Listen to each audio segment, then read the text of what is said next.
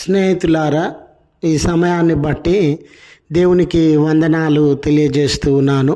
ప్రేమపూర్వకంగా మిమ్మల్ని అందరినీ వాక్య ధ్యానంలోనికి ఆహ్వానిస్తూ ఉన్నాను. నువ్వు ఉంటే నాకు చాలు అనే ఆలోచనను మీతో కూడా పంచుకోవడానికి ఇష్టపడుతూ ఉన్నాను.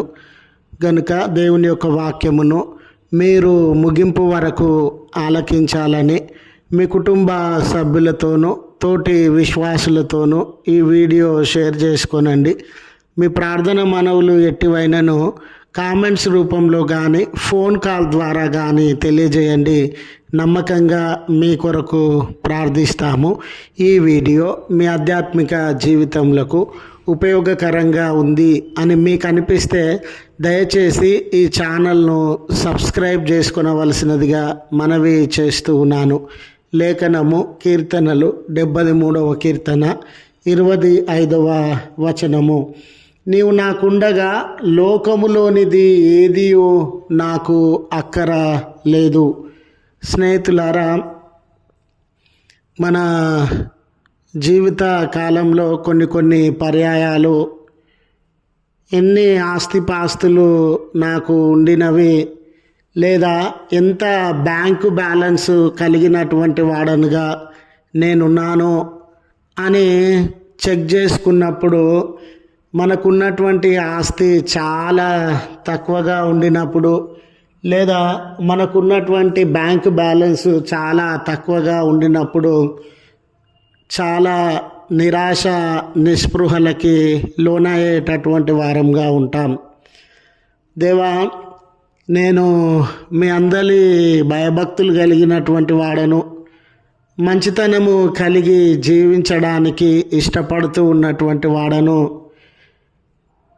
కానీ నా జీవితంలో ఏ రకమైన ఘనత కానీ, ఏ రకమైనటువంటి ఆస్తిపాస్తులు కానీ, కనీసము సాధారణమైనటువంటి ఒక గౌరవప్రదమైనటువంటి బ్యాంకు బ్యాలెన్స్ కానీ లేకపోయింది. నా చుట్టూ ఉన్న ప్రజలలో చాలామంది దేవుడంటే భయభక్తులు లేనటువంటి వారు, అన్యాయములతో కుతంత్రములతో జీవించేటటువంటి వారి జీవితాలలో చాలా ఆస్తులు ఉన్నాయి, చాలా బ్యాంకు బ్యాలెన్స్ ఉండింది. ఈ లోకంలో ఉన్నతమైన గౌరవప్రదమైన సౌకర్యవంతమైన లగ్జరియస్ లైఫ్ వాళ్ళు అనుభవిస్తూ ఉన్నారు అని మనము నిరాశ నిస్పృహలకి లోనయ్యేటటువంటి వారంగా ఉండవచ్చు.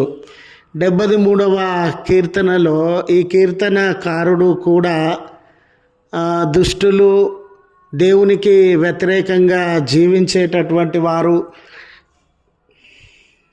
కనీస భయభక్తులు లేనటువంటి వారి జీవితంలో విస్తారమైన ఆస్తిపాస్తులు, సౌకర్యవంతమైన జీవితాన్ని చూచి తాను వ్యసనపడినాడు. నిరాశ నిస్పృహలకు లోనై నేను మంచివాడుగా జీవించడము వలన ప్రయోజనం ఏంటి, నేను భయభక్తులు కలిగినటువంటి వాడుగా జీవించడం వలన ప్రయోజనం ఏంటి అని బాధపడినాడు.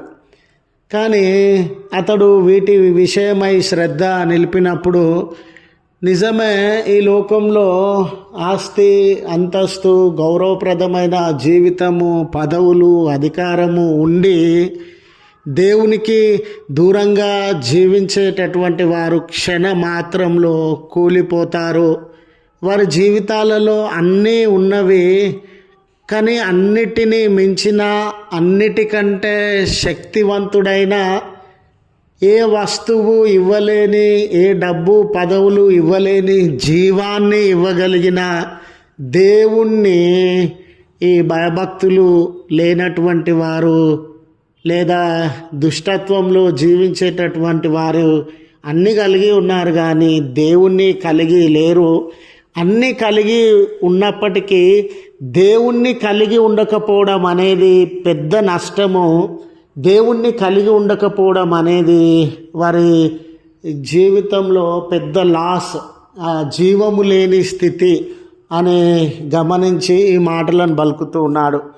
నిజమే దేవా, మీరు కలిగి ఉంటే చాలు, ఈ లోకంలో ఏది కూడా అక్కరలేదు.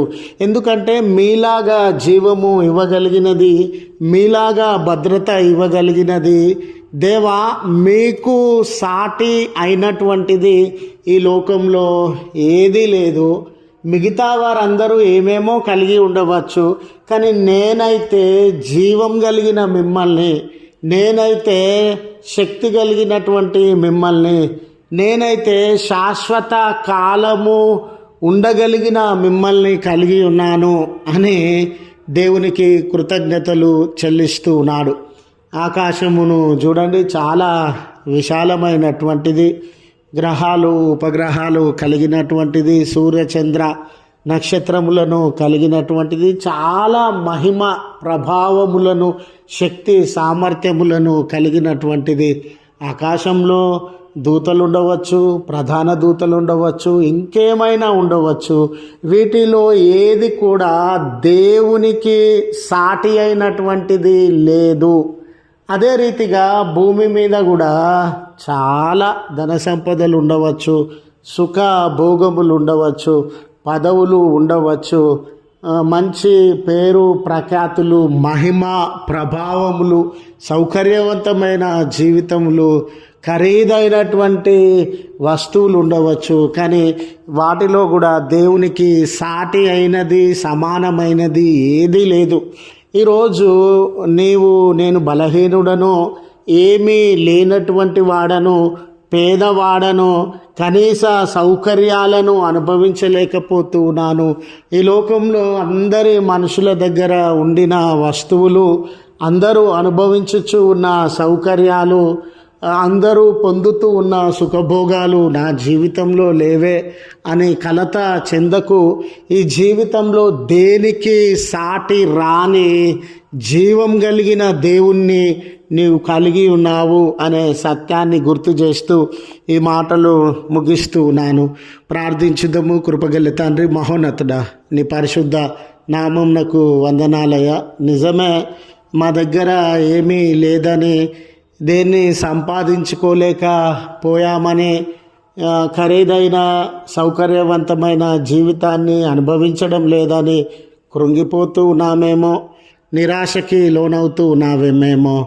కానీ మిమ్మల్ని కలిగి ఉండడము ఈ లోకంలో అన్నిటికంటే ధన్యత అని, అన్నిటికంటే గొప్పతనం అని ఎరిగి, ఏమీ లేకపోయినా మీరుంటే చాలు, మీరు మాతో ఉండండి అని మీకు ప్రాధేయపడుతూ ఉన్నాం, మనవి చేస్తూ ఉన్నాం.